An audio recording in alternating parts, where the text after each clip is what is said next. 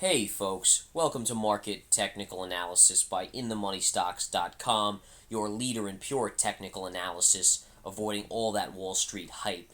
Today, Friday, August 1st, 2008.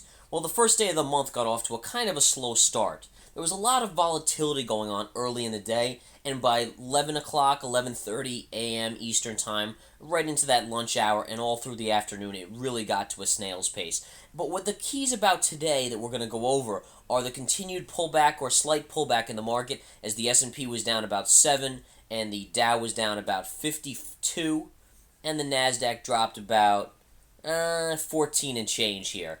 The overall keys to this market today were this. All right, you had oil being very, very volatile in the morning, and that caused a big drop in the market early. But as it continued to trade, oil came all the way back from being up as much as $4 and change or so to being only up about $1 at the close. And that was the key to let the markets kind of rebound off their lows today and just close on the slightly negative side.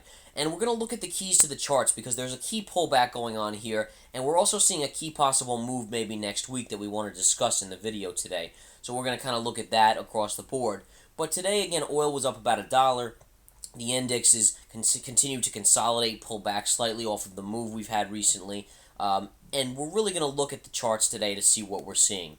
Now, just before we get into that, number one, I want to talk about the webinar. And again, here's the website as much as you can see of it anyways. InTheMoneyStocks.com. Under webinars, you have the Apprentice webinar, which is actually a little more than Apprentice. It's actually some key stuff, and you guys can see it right here.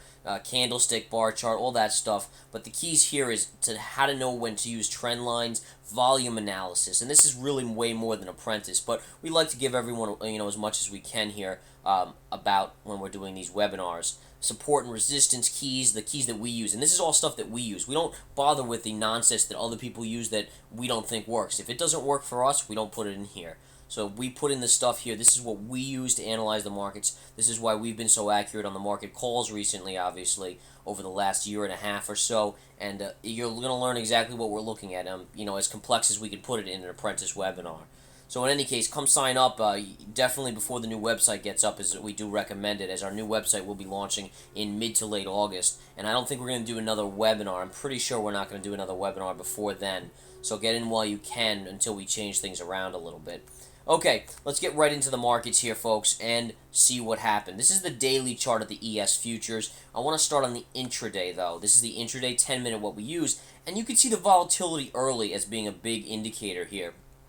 And again, we mentioned oil being key today on the move down in the markets early, and then it really just the market kind of drifted back up as oil drifted back down. And that relationship reestablished itself today. And this has been one of the key relationships that we pointed out in these videos, that if you're a trader or an investor, you know is a key relationship. And that is the key relationship between oil and the markets. When oil moves up, the oil market moves down, and vice versa. When oil moves down, the markets move up.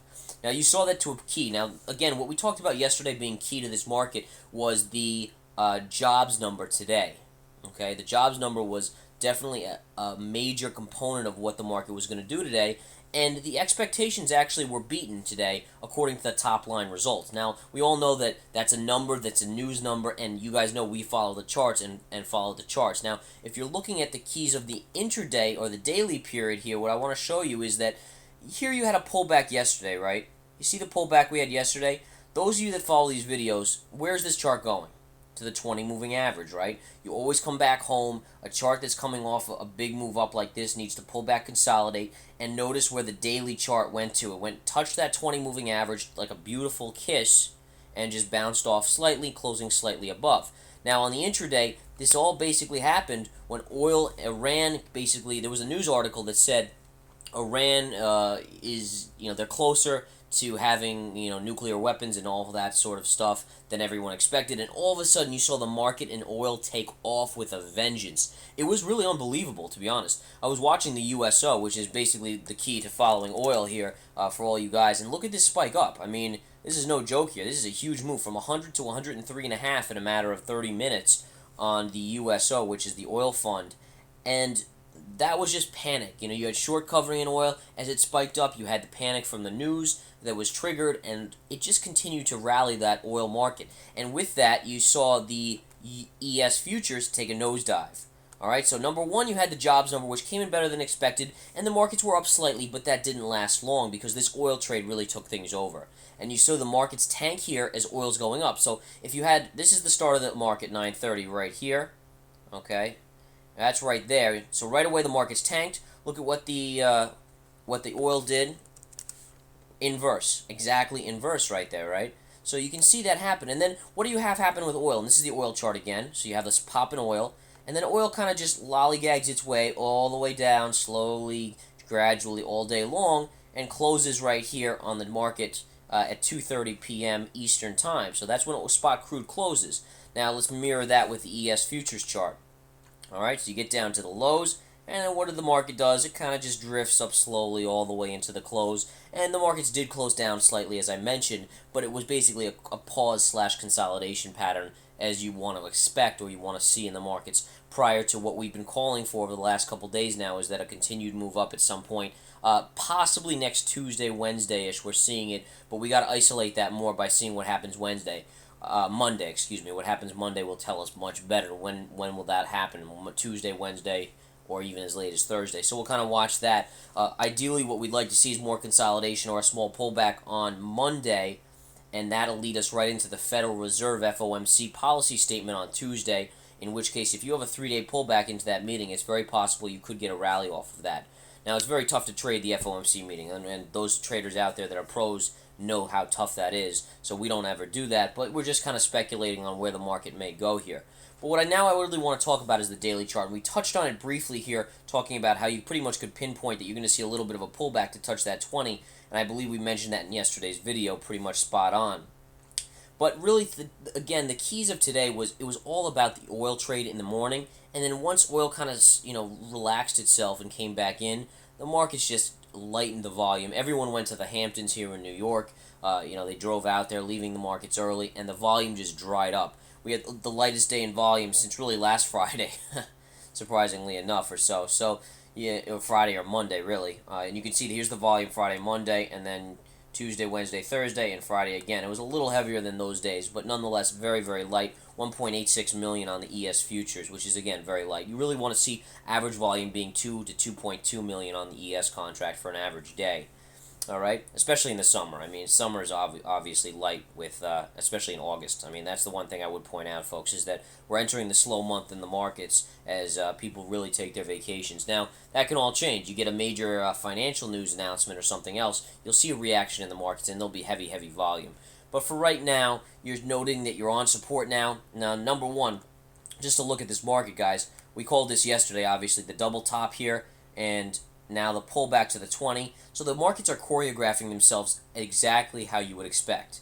You had the move up off the lows where we had called for a rally right over here, and you moved up in tune to here. We talked about the pullback. We got the pullback. We didn't think we'd get as much of a push up, but once you got close there, you double topped beautifully. So you double topped. That's resistance, major resistance. You pulled off to support at the 20 moving average, and you can see the pieces of the puzzle. It's following pretty much key and the points of this chart analysis, and this is just about learning the keys to the markets, and you guys can do this obviously very easily, in my opinion anyways. It doesn't take a lot to learn the basics, like this double top, support at the 20, oversold down here was a no-brainer, but that was off of a lot of proprietary stuff that we had calculated. When everyone was panicking here, though, the one psychological thing you could tell is that the media was extremely bearish, and there were a lot of shorts out there, and that was just a plain old simple indicator. In any case, now the key here, folks, in going into Monday is going to be, what do we see in the markets? Do we see another pause day, a little pullback? That would be the ideal. It doesn't mean it's going to happen. Just because we say, that's the ideal doesn't mean we're saying that's going to happen.